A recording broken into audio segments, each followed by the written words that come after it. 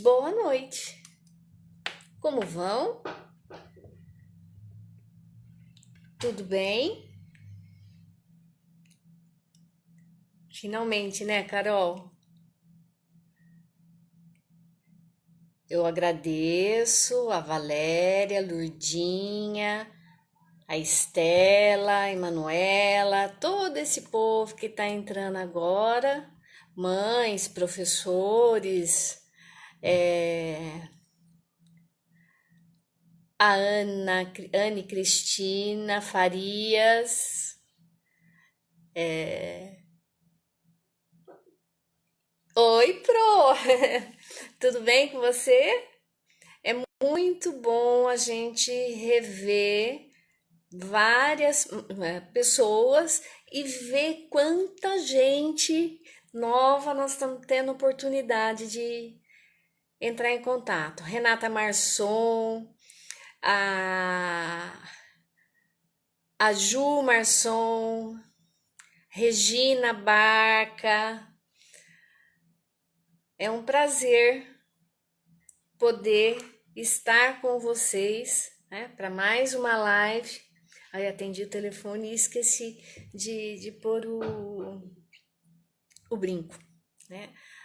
A Valéria entrou, agora eu vou autorizá-la. Um minutinho. Pronto. Adri, Maria Vitória. Vão colocando aí também de onde vocês são. Ah, você é irmã da Renata Marçom? Seja bem-vinda, Ju. Ana Viana, Dani, Renata. Eu acho que você foi aluna, uma da últimas turmas, penúltima ou última turma que eu dei aula no Proepre. A Gabi tá aí. Dani, Uberlândia. Provavelmente a Valéria deve te conhecer, não? Adriane, a Cris, a Pati. Que bom, né? A Estela, muita gente. Valéria, cadê você que você sumiu de novo? Pronto. Ana Paiva, olha, nós estamos hoje com uma audiência muito boa, bem significativa. Valéria, vou pedir para você, assim, tombar um pouquinho o seu celular. Isso. A Elin tá aqui também, olha que legal. Bom, meu nome é Maria Belintani, sou professora, mãe, e a minha iniciativa é trazer uma conversa, um bate-papo sobre temas variados de educação aqui nesse espaço legal que a gente tem do Instagram, né? Depois essa live, se eu conseguir salvar, porque a de ontem eu perdi, né? Eu vou tentar postar no YouTube, no canal do YouTube. A Valéria Cantelli já está aqui presente, professora, doutora Valéria Cantelli, muito querida, conhece muita gente, muitos professores, andou aqui por toda essa região do estado de São Paulo e fora do estado de São Paulo, fazendo cursos, né? Dando cursos, não fazendo, dando cursos e contribuindo com a formação continuada de muitos e muitos professores. A Valéria, ela é formada mestrado e doutorado pela Unicamp, participa do LPG, Laboratório de Psicologia Genética, na Faculdade de Educação, e é pesquisadora do NEP, Núcleo de Estudos de Política Pública. Acertei, Valéria? Isso, Maria, isso mesmo. A Valéria tem um currículo extenso e nós juntas temos uma parceria assim de muitos anos, que só cresce, graças a Deus. Apesar da gente ter muitas diferenças, discutirmos bastante, são discussões que fazem com que a gente caminhe no nosso trabalho. Somos parceiras em livros que a gente já escreveu e especialmente na elaboração do nosso programa de educação para o consumo. Que mais daqui uns dias a gente vai fazer uma live só sobre isso, né? No momento mais adequado. Valéria, seja muito bem-vinda. Que prazer, Maria. Muito obrigada pelo convite. Só me dá um sinalzinho, é minha primeira live. Tá tudo bem? O Tudo som? jóia, pode falar. Não, o som tá perfeito. Primeiro, quero agradecer muito o convite da Maria, quero agradecer o tempo aí de vocês todos, né, que estão aqui compartilhando conosco essa noite. Dizer que eu admiro muito o trabalho da Maria, é uma profissional, uma mãe, uma educadora, uma amiga muito querida, né? Eu aprendo muito generosa, eu aprendo muito com ela. A prova dessa generosidade, desse engajamento, é esse movimento que ela vem fazendo, né? Nesses tempos aí de distanciamento social, ela se mobilizou, não tem medido esforços para manter esse canal de diálogo, né, conosco, trazendo cada vez mais pessoas aí para essa roda de conversa, de discussões. Então, eu me sinto muito grata e muito honrada de poder fazer parte desse seu grupo, né, de pessoas que vêm te acompanhando, Maria. Muito Eu que obrigada. agradeço. Imagina, eu que agradeço. É que a gente acredita numa educação melhor, então por isso nós estamos juntas, com certeza. Quando você começou a cumprimentar as pessoas, né, que estão aí nos acompanhando, eu fiquei ainda mais aflita, mais nervosa, porque eu tenho trabalhado bastante, né, nesse tempo de distanciamento social, é, por meios virtuais, fazendo reuniões de trabalho, mas essa situação de live, né, de exposição, me deixa um pouco apreensiva, né? Desde o começo desse canal, a Maria tem me convidado e eu estou sempre dizendo, tá bom, a gente vai marcar, né, Maria? Uma hora a gente marca. Eu quero sim participar, mas deixa passar mais um pouco. Quando foi essa semana, ela falou, não, marquei, né? Vai acontecer. E eu falei, meu Deus, e agora? Socorro, né? E aí a gente tá aqui hoje para esse bate-papo. Gente, vocês não vão se arrepender. A Valéria é excelente profissional, extremamente cuidadosa com as coisas que fala, né? Então, eu tenho certeza que vocês hoje estão em boas mãos. A Vanessa, a Rebrinque, que legal, o pessoal da Rebrinque tá aí, viva! A Rebrinque é a Rede Brasileira de Infância e Consumo, a qual eu e a Valéria fazemos parte. Essa rede é uma rede composta por vários profissionais e nosso objetivo enquanto rede é levar informações para as famílias, para as escolas, a respeito da publicidade, do consumo, mas principalmente da defesa da infância, né, do que é ser criança. Vale a pena vocês entrarem no site da Rebrink e curte lá, vocês recebem uma série de materiais, postagens, artigos que vocês vão gostar muito. Eu tenho certeza disso. Vamos lá. Que honra, né, Maria? Bom, Nem mas fale. eu acho que é interessante a gente conversar um pouquinho como é que nasceu, né, essa ideia dessa conversa, né, Maria?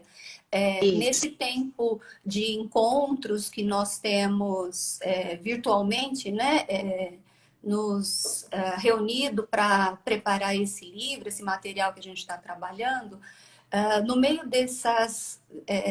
dessas fases aí de escrita, de estudos, a gente tem conversado muito sobre os nossos sentimentos, como é que a casa, a família, né, tem lidado com essa questão toda, essa situação toda da pandemia.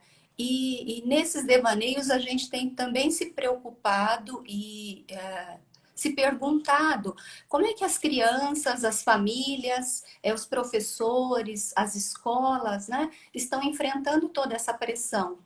E, e um pouco por conta do que a Maria vem já dialogando com vocês e por esse retorno que vocês têm dado para ela, e também por acompanharmos principalmente esse movimento das escolas, a gente tem se preocupado muito, principalmente com os reflexos desse distanciamento social na educação infantil, particularmente na vida das escolas e dos grupos que trabalham com as crianças menores, né?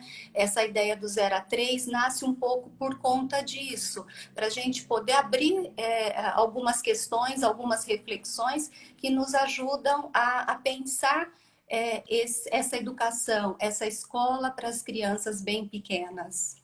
Essa Isso, um educação pouco, Maria. cuidadosa. Oi? É um pouco isso, vai me ajudando, porque na É, verdade não, lógico. Eu só queria dar um recado que a Desirê, provavelmente seja a Desirê que esteja aí com a Rebrink online, ela está convidando a todos para participar, né? Tem o grupo no Facebook e também tem o site da Rebrink. Não paga nada, você participa, muito pelo contrário, e vocês vão gostar. Tem gente, olha, aqui tá falando. Ah, deixa eu ver. A Marta Paiva, Valéria, foi minha pedagoga em Americana, ótima, né? Olha aí, Valéria, você passou em vários lugares e deixou uma marca extremamente positiva. Que bom, parabéns. pensando que bacana esse encontro, esse reencontro, né? E pensando também nessa oportunidade, né, de conversar com as pessoas online, né? As pessoas trazer as pessoas para perto que eu não vejo há muito tempo e que foram minhas colegas de trabalho aqui na prefeitura. Eu me lembrei de uma época muito especial da minha vida, comentei isso com a Maria, né? Hoje, enquanto a gente estava trabalhando, eu tive uma experiência muito significativa na prefeitura de Americana, no início da década de 90, quando eu trabalhando então com as EMEIs, né? Como professora e coordenadora, eu fui convidada para coordenar a passagem das creches até então, que ficavam, né, eram vinculadas à Secretaria de Promoção Social para a educação. Né? Com a Constituição de 88, as creches que eram de competência administrativa, né, pedagógica da Secretaria Social, passa para a educação. E eu vivi com eles essa transição e acompanhei o trabalho de creche por um bom tempo aqui em Americana. Então, eu tenho lembranças, né, muito queridas dessa época, de pessoas que me ensinaram muito. Né? Eu muito jovem naquela época, sem grandes experiências, e, na verdade, essas educadoras de creche muito generosas, eu tenho com muito carinho a lembrança da mãe da professora Mônica, né? Da Escola Polares, foi minha colega de trabalho na creche, a dona Cida, o pessoal da creche do Jardim América, a Defanira, a Bárbara, foram educadoras que me marcaram muito, me impactaram muito. E por conta dessas memórias, né, dessas lembranças, essa ideia do cuidado que a gente tem, né, pensado agora em tempos de pandemia como uma palavra tão forte, tem sido tão recorrente, né, no nosso cotidiano, como um modo de pensar educação, pensar escola, né? O É isso quanto aí. a vida inteira eu fui muito cuidada, né? E o quanto essa ideia pode ser um modo de renovação pedagógica, de pensar uma educação mais voltada para a pequena infância. Então, Valéria, esse seu relato eu queria estar colocando para as pessoas que estão aqui. É, a década de 90, né, foi esse marco que sai a creche, né? Vamos dar uma retomada histórica. Ela sai das mãos da assistência social porque é entendido, rapidamente falando, né, que ela faz parte da educação. E esse foi um período de transição e de muitas mudanças, né? Algumas positivas, outras que demoraram mais para serem positivas, e a gente acaba, né, fazendo parte dessa história sem se dar conta do que significa esse movimento. Eu, pessoalmente, eu não fiz parte disso, mas a Valéria tem esse relato. E o outro ponto que eu gostaria de destacar na fala da Valéria é o seguinte: olha só os laços de afetividade que ela conseguiu criar com as pessoas que estavam cuidando da criança e que teve um impacto extremamente positivo nela, né? Por que teve um impacto? Porque é um modelo do respeito à criança que essas pessoas traziam consigo, né? Não eram professoras, não tinham formação pedagógica, mas tinham o que? A preocupação em fazer a criança crescer. Por que eu estou destacando isso? Porque o conhecimento, a sensibilização pela educação, ela não vem só de grandes mestres empoderados com certificados. Ela está no cotidiano. A gente aprende, inclusive, com a merendeira, né? Que são exemplos, muitas, são exemplos de dedicação.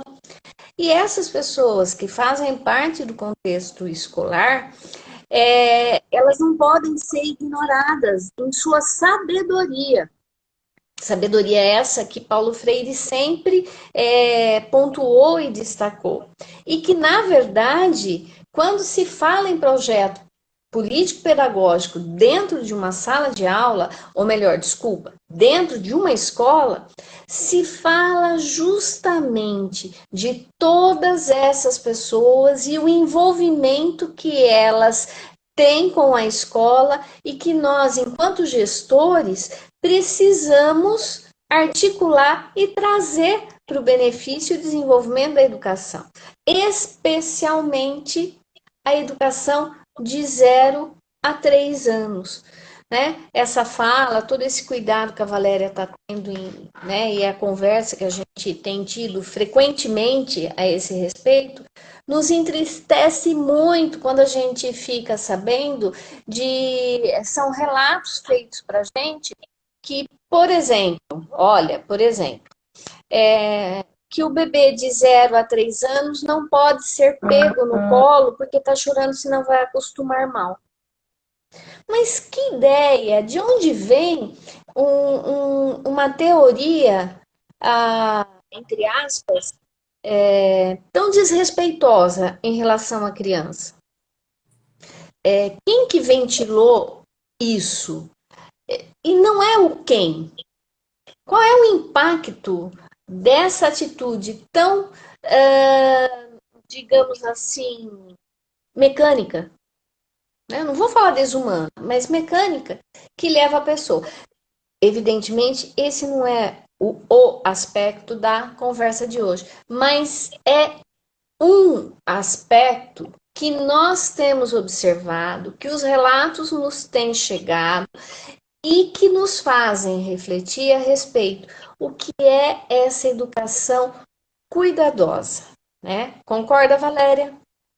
Obrigada, Maria. É nessa direção que a gente tem pensado, então, essa necessidade de que essa pedagogia mais humanizada, né, possa ser difundida, possa ser uma realidade nas nossas escolas, né? Enquanto uma experiência educativa boa, tanto para as crianças quanto para os adultos que convivem, né, com essas crianças. E aí, pensando esses adultos, como essa grande comunidade, os professores, os gestores, os coordenadores, a cozinheira, o porteiro, e as famílias também, né? Pensar que não podemos construir uma escola de qualidade assumindo, né, para a escola ou para o professor essa responsabilidade sozinho. Cada vez mais a ideia de participação, de parceria, é que dá complexidade, é que dá corpo, é que torna possível. Eu acredito de verdade nessa ideia do grupo, né, da parceria. A minha vida toda eu procurei me aproximar de pessoas, não porque sozinha eu não desse conta, mas eu de fato acredito que conversando com a Maria, trocando com ela, produzindo juntas, o nosso trabalho se complementa, né? Ela me traz pontos de vistas diferentes que eu não havia pensado, eu contra-argumento, e nesse movimento as coisas vão ficando não só mais interessantes, mas também mais possíveis. E essa ideia, trazer para a escola, eu acho fundamental, né? Principalmente no movimento onde a gente precisa renovar nossas práticas, nosso modo de fazer escola, de estar com crianças. Porque não é uma tarefa fácil. Para muitos pais, para muitos gestores, né? Uhum. É uma mudança de chave, é uma grande revolução, porque ainda estão muito presos a isso que a Maria trouxe, a uma ideia escolarizante, né, de educação para criança pequena, uma ideia ou de tutela de extremo cuidado, né, com uma visão quase que hospitalar.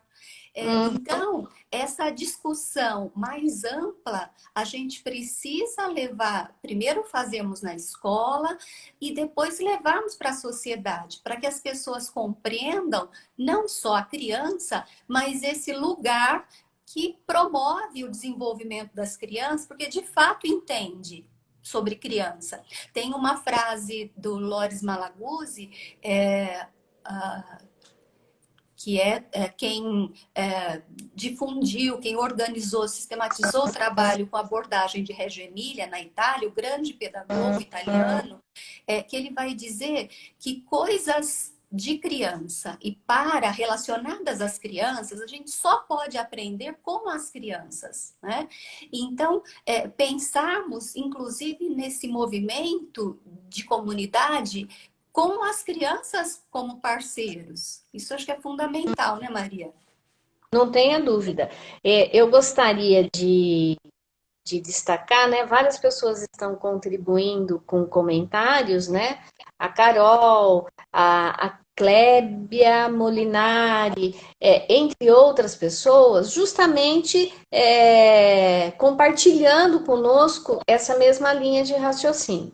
Eu queria acrescentar que a Valéria, enquanto pesquisadora, ela esteve por 3 ou 4 vezes em Reggio Emilia, lá na Itália, fazendo curso, participando, conversando diretamente, né, com as italianas para poder compreender esse processo de educação, né? Vamos chamar de processo, porque não é uma metodologia, né? Mas é um processo, um entender a educação que tem tanto sucesso e que parece que é impossível para a gente entender, né? Não é nada é impossível, nada é impossível, porque é o professor, de novo, que a gente acredita que faz essa diferença. As palavras da Valéria também me trouxeram a seguinte reflexão. né? Quando ela estava falando, olha, eu posso fazer o trabalho sozinha, mas eu prefiro compartilhar. Eu prefiro demorar mais tempo para fazer, porque é o que acontece com nós duas, né? Porque a gente demora mais tempo quando nós estamos juntas, porque existe discussão de ideias. Não é briga, é discussão.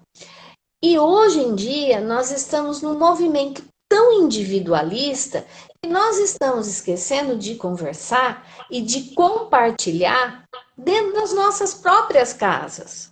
Essa reflexão que nós temos discutido tem mostrado a fragilidade de muitas mães, pais, na hora de lidar com os seus filhos dentro de casa, né?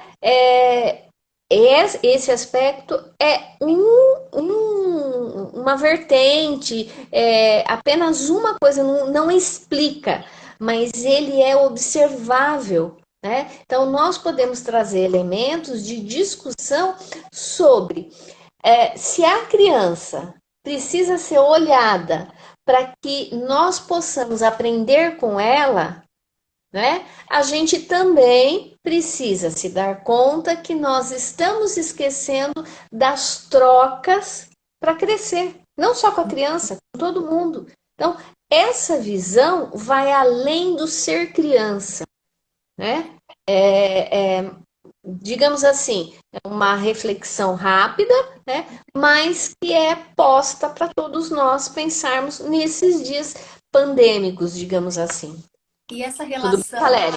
essa relação de troca, né, Maria, de parceria, quando a gente pensa em educadores de primeira, né, da primeira infância, isso se faz mais necessário.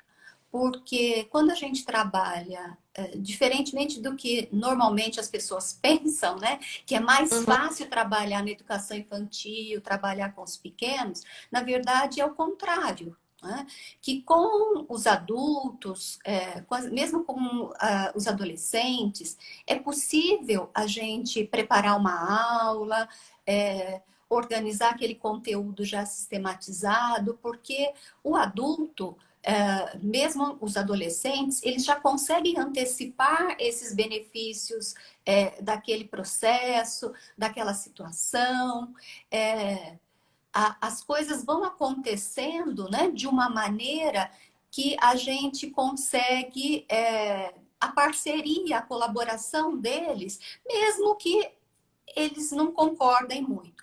Com as crianças é diferente. As crianças trazem sempre o inédito, né? Elas são espontâneas, é imprevisível. Então, se eu tenho um parceiro de diálogo, que pode ser uma outra professora, a minha coordenadora, os pais das crianças, né, as famílias, eu tenho com quem dialogar, com quem trocar, essa compreensão de quem é essa criança, como eu posso apoiá-la no seu processo de desenvolvimento, é muito mais interessante, né? Então, a gente precisa também trazer para a educação essa ideia de que esse processo solitário de fechar a sala de aula, né, e desenvolver um trabalho, empobrece a experiência das crianças, o trabalho com os pequenos. Então, é uma outra referência, como a Maria citou, as escolas de Régio, é uma outra experiência que a gente tem aprendido muito com eles. O quanto eles acreditam nesse trabalho em parceria, né? Nessa dupla potente de educadores que se envolvem para organizar uma prática pedagógica de mais qualidade. Então, para a nossa realidade, isso ainda é difícil, mas a gente precisa começar a difundir essa ideia, né? Porque trabalhar com as crianças pequenas tem uma especificidade. Se a gente quer criar uma identidade para esse trabalho, a gente precisa encontrar boas referências, né? A gente não pode querer o tempo todo adaptar esse modelo de escola que a gente tem, que nós vivemos enquanto, né, professores, pais, essa escola que é pensada por salas de aula, por horários, por um professor que prepara a aula e apresenta o conteúdo, com materiais pouco interessantes, que a gente aprende repetindo, fazendo uma série de tarefas sem muito sentido. Então, essas referências de escola que a gente, infelizmente, né, ainda encontra, ainda se apoia, de forma muito triste, a gente vê famílias acreditando que é uma referência, né?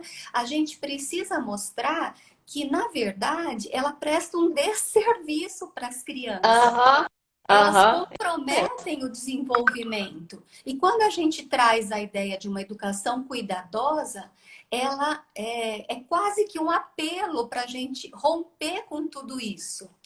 Isso mesmo. Viu, Valéria? A Cris Mainardi, ela fez uma pergunta que tem muito a ver com o que você está falando agora. Porque ela não é à toa, né, uma indignação, né, de como que a gente traz esse modelo de Reggio Emília para o sistema educacional brasileiro, que lá eles trabalham com 5 crianças em cada grupo e aqui são 35 em cada sala de aula. Antes da Valéria responder, eu vou colocar duas coisas. Primeira, não são tão poucas crianças assim. A Valéria vai dar uma explicação melhor, né? É a maneira de lidar que num determinado momento são 5 crianças, mas a Valéria vai explicar melhor, tá? Segunda coisa, nós não devemos e nem podemos copiar um modelo, porque nós temos uma realidade à parte. O que interessa de tudo isso, né, é reproduzir Reggio Emília só indo lá. Aí eu aprendo lá, tá? Mas trazer os princípios de Reggio Emília, né? Compreender o que é o brincar cuidadoso, o que é não dar tarefa mecânica, o que é não dar a resposta, estimular a criança num ambiente com materiais não estruturados, com cestos heurísticos, observando a reação e aprendendo com ela, isso é princípio. Eu posso começar a exercitar com a minha classe de 32 alunos. O modelo é a mesma coisa. Eu adorei o vestido de noiva da minha amiga. Você me empresta para eu casar? Mas o vestido, ele não serve. Você tem que fazer ajustes. Esses ajustes, aí você põe o vestido, aí você pensa assim, bom, peraí, eu acho que eu vou de noiva mesmo, eu vou fazer um negócio mais simples, mas que me dê mais garantia de me sentir bem do que exatamente isso daí. Não sei se eu fui clara com essa analogia, mas os modelos,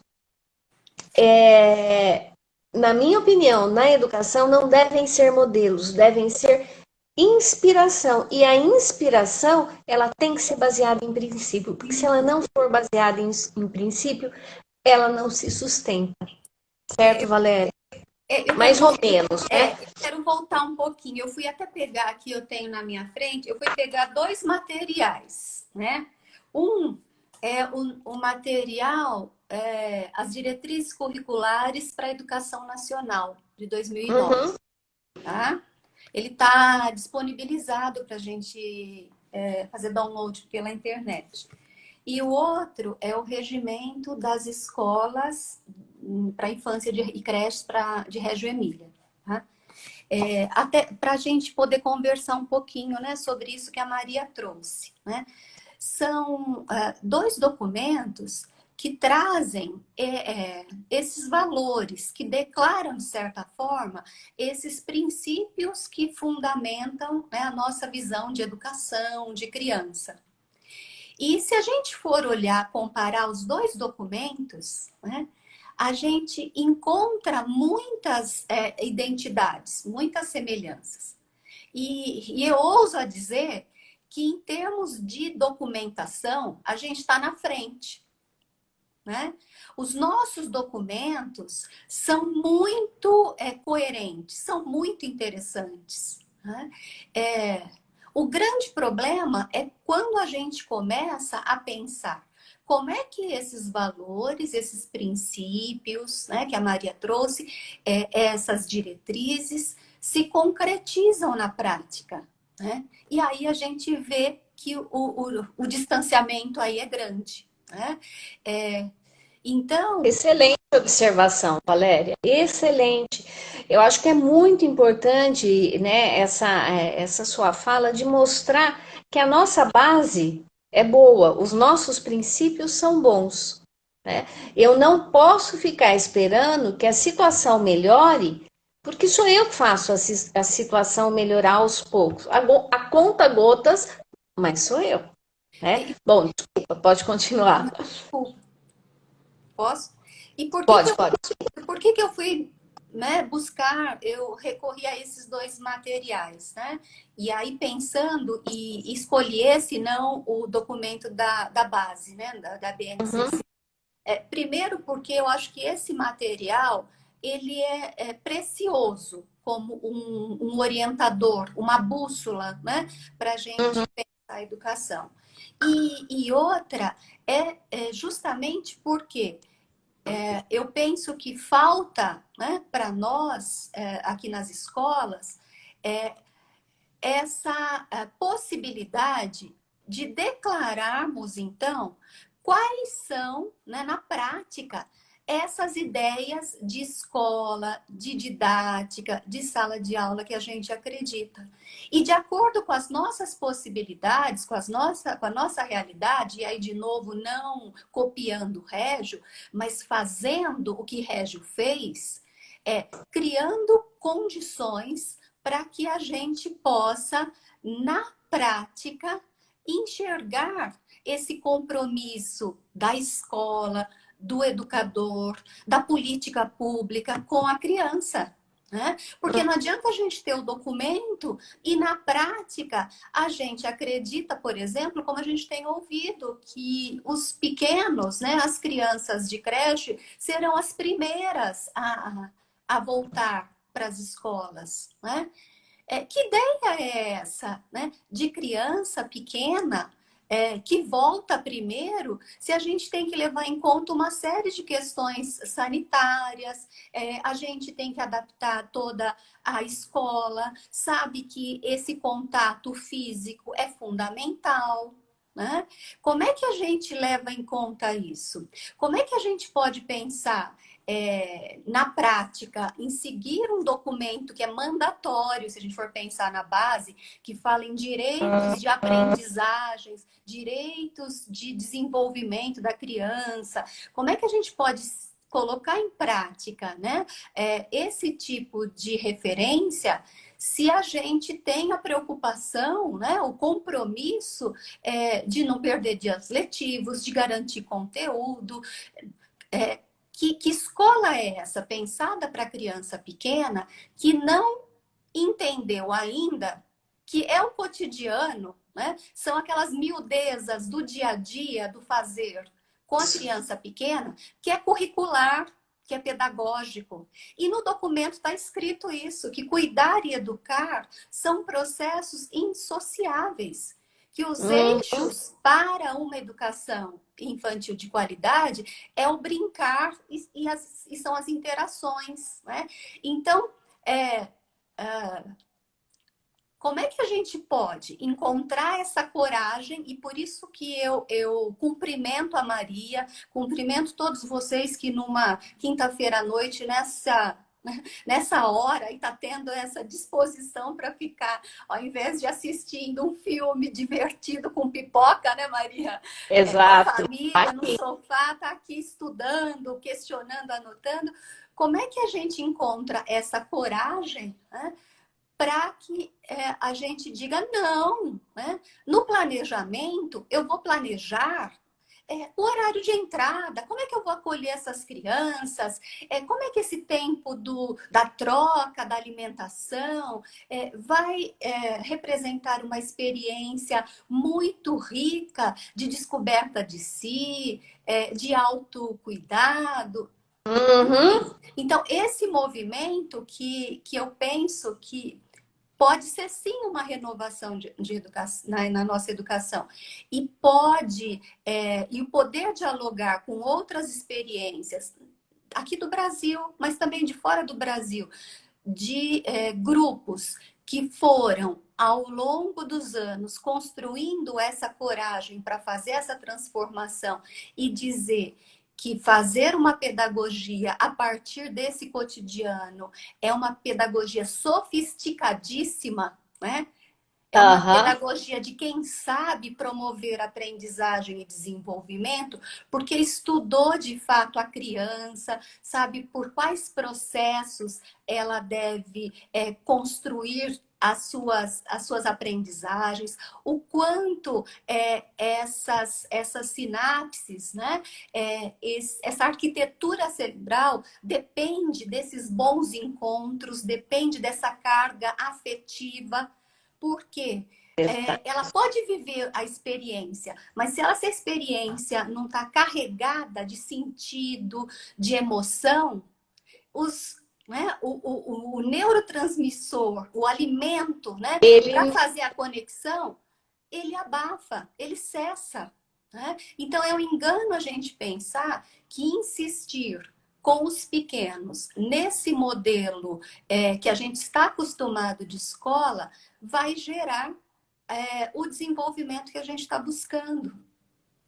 Maria, não sei exato. se eu caminhei, né? Não, é exatamente isso.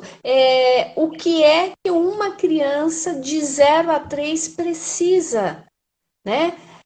Dentro desse contexto físico, afetivo, cognitivo, social, né? E mais do que isso, por exemplo, eu vou dar um exemplo um pouquinho. Eu vou trabalhar Semana da Água com essas crianças. Eu vou trabalhar 7 de setembro. Eu vou vestir essas crianças de índio, no dia do índio? Gente, nós estamos indo na contramão da conscientização, quer seja da escola, né?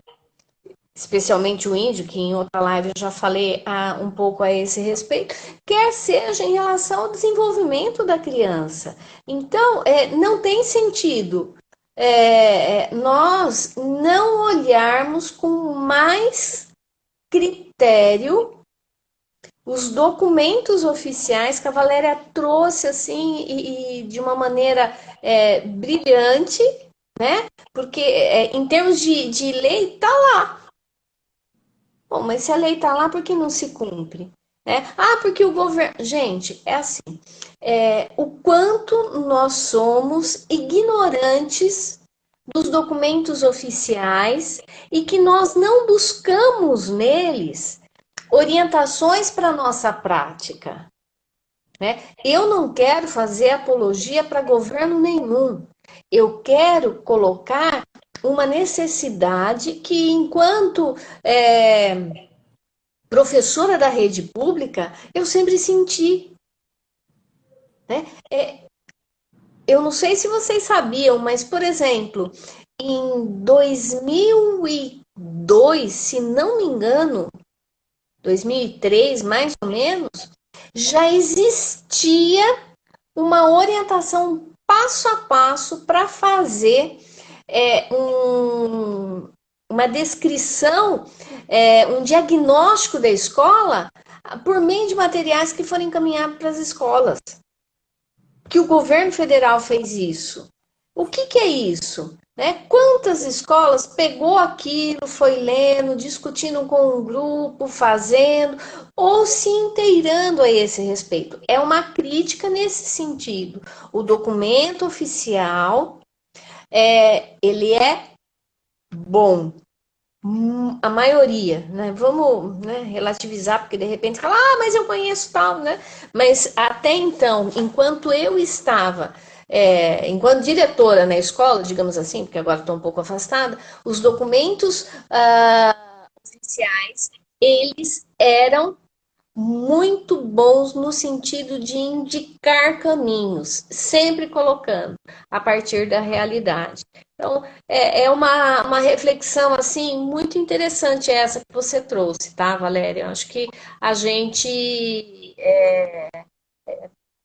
surpreendente nesse momento de aprendizagem que estamos.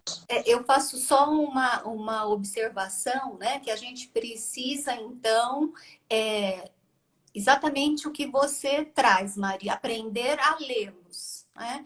E considerar, então, qual é a essência, qual é esses documentos como bússola, né? Porque, às vezes, em nome dessa ideia de didatizar, né? De Uhum, ajudar o professor a interpretá-los, né? A uhum. gente simplifica, a gente deturpa, a gente gera um viés que eu acho que é muito importante a gente ficar atenta. Então, o que eu estou querendo dizer com isso? Quando a gente pega as diretrizes, eu acho que ela tem, por isso que eu, né, gosto das diretrizes, ela tem um caráter mais de carta de intenções, ela é mais aberta. A base, ela começa nessa mesma linha, com uma concepção de criança, falando dos direitos, dos campos de experiências, né? E aí, quando declara, a base declara tudo isso, ela vai nessa direção que a Maria trouxe para gente.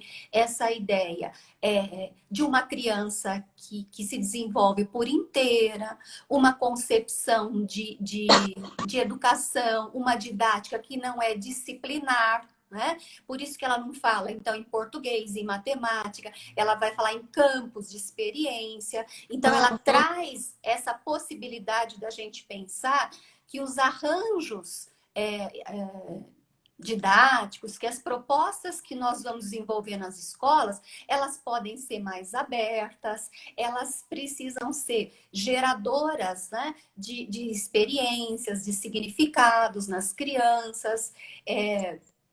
Então, se a gente caminha nessa, a gente entende esse espírito e caminha nessa direção, a gente tem um bom respaldo legal para a gente desenvolver um trabalho coerente com a infância. Né? E Agora, se a gente quer, a partir de tudo isso, né, engessar, né, formatar esse trabalho a partir daquele modelo que a gente tem de escola, né? De sala de aula, de horário, de planejamento, de objetivos, a gente já começa a perceber que é uma proposta difícil de ser aplicada, porque ela não conversa com a necessidade do contexto, com as demandas das crianças. Então, a gente acaba artificializando. E o professor fica muito angustiado com isso, porque cabe a ele fazer, ter esse jogo de cintura, fazer esses ajustes para agradar a é direção, a coordenação, os pais, né? Então, quanto mais a gente estudar e entender que os documentos nos amparam a construir uma didática particular, né?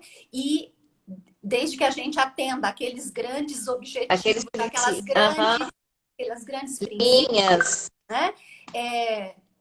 Nós podemos sim, né, pensar a escola de outra forma.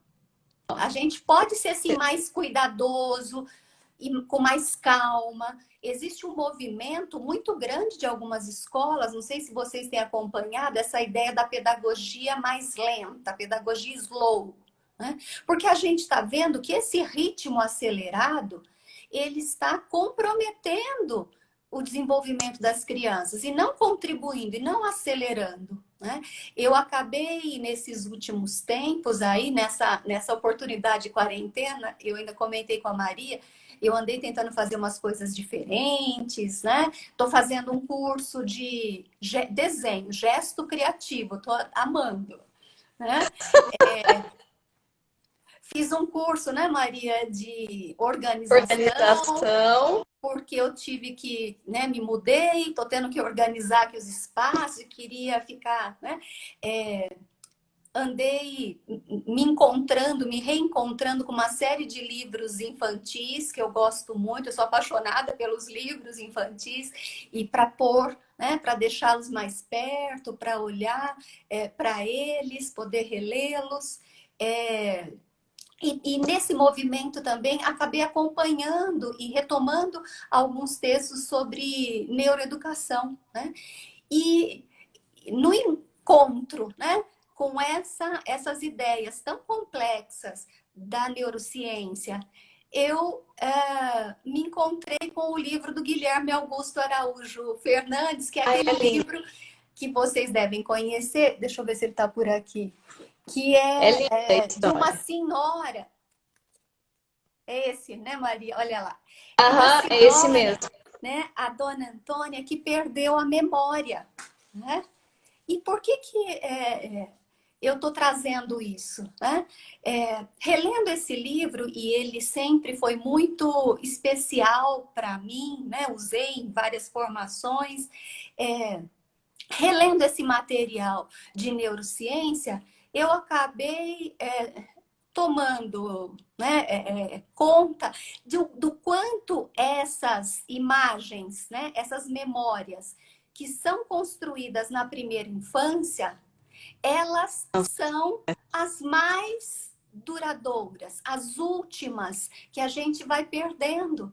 Nesse material que eu estava lendo de neurociência, eles estavam justamente tratando desses casos de Alzheimer, o quanto as últimas memórias que as pessoas perdem são essas da primeira infância. Por que será?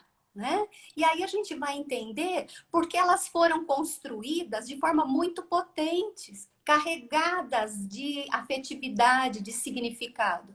Então, quando a gente pensa nessa ideia dessa educação cuidadosa, é nessa direção que a gente está falando. De forma nenhuma, a gente quer uma educação de baixa qualidade, a gente está falando do laissez-faire, de abandonar a criança à própria sorte, de viver o espontaneísmo da escola, muito pelo contrário. Né?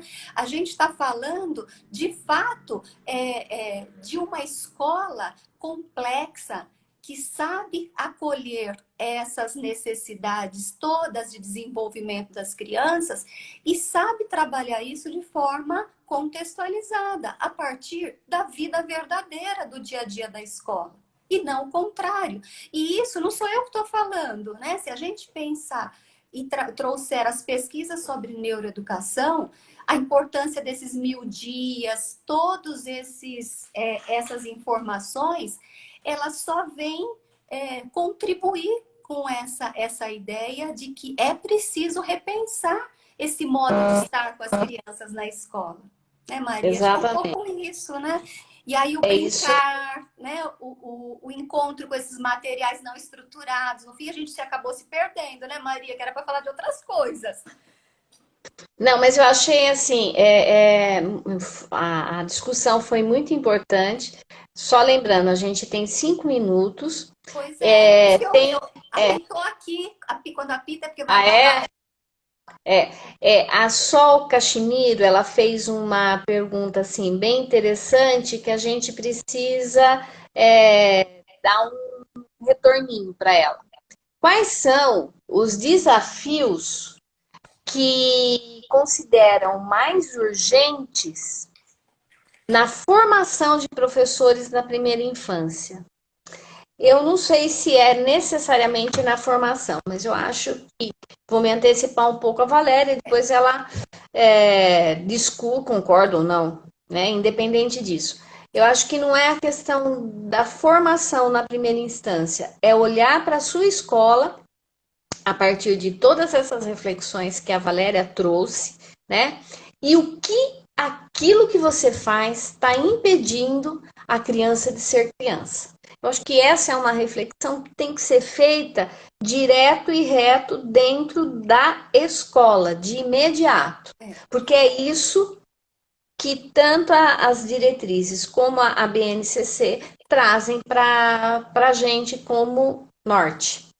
Valéria. Eu concordo, Maria. Eu acho que pensar e no núcleo de políticas públicas, junto com a professora Roberta, que é responsável pelo programa de educação infantil, outra pessoa que também sempre foi muito generosa e me apoiou nesse movimento, né, de estudos e tem me apoiado bastante, é justamente que essas macro transformações, né, esse chão da escola que deve ser refletido, tomado, né, como elemento de transformação. A gente pode e deve fazer isso, não que seja fácil, né?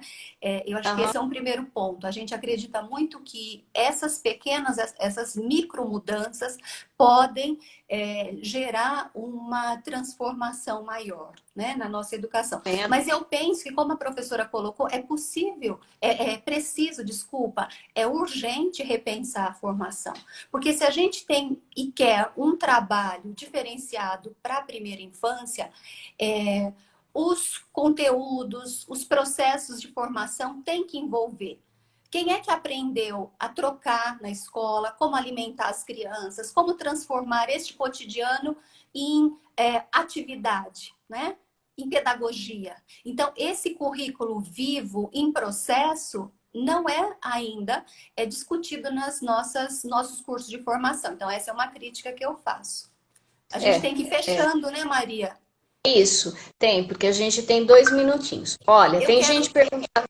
Eu quero só me desculpar, então, a Maria havia pedido para eu falar um pouco do brincar, para eu falar um pouco da questão do material não estruturado, né? Meninas e meninos, por favor, me ajudem rapidamente. Fala para ela que nós queremos outra live com ela, gente. Manda um monte de coraçãozinho, porque eu preciso convencê-la disso. Essa mulher é uma tristeza para falar em público. Então, se vocês querem uma outra live, fala assim, eu quero. Ou manda coraçãozinho, manifestem-se, pelo amor de Deus. Maria, porque a gente tem ainda. Desculpa, Maria, eu quero dizer que as crianças são a novidade. Elas chegam para transformar e elas precisam da gente para que elas continuem curiosas, xeretando, nos maravilhando. Para isso, nós precisamos estar bem. E quando eu falo de uma educação cuidadosa, passa por esse cuidado dos educadores também. Então, é importante que a gente fique bem, que a gente se prepare para esse reencontro com as crianças, né? E isso vale também para os coordenadores, para os gestores, para as famílias. Olha, Valéria, nós vamos marcar uma live rapidinho. Semana que vem tem uma. Eu preciso encerrar. Os livros que vocês estão pedindo, eu vou postar a capa para vocês, então vocês fiquem tranquilos. Mandem alguma pergunta que vocês queiram fazer. E a nossa próxima live vai ser exatamente sobre o brincar, os cestos heurísticos e essa parte mais prática. Combinado? Um abraço grande para todos. Sintam-se muito abraçados. Maria, muito obrigada. Pessoal de Uberlândia, obrigada. Né? Meu carinho, a Dani mandou um abraço de Uberlândia e a Cíntia de Mococa tá morrendo de saudade de você. Anotei aqui algumas coisas. Gente, vou fechar porque senão eu perco a live. Até breve. Até breve. Obrigada, Valéria. Até mais, gente. Tchau.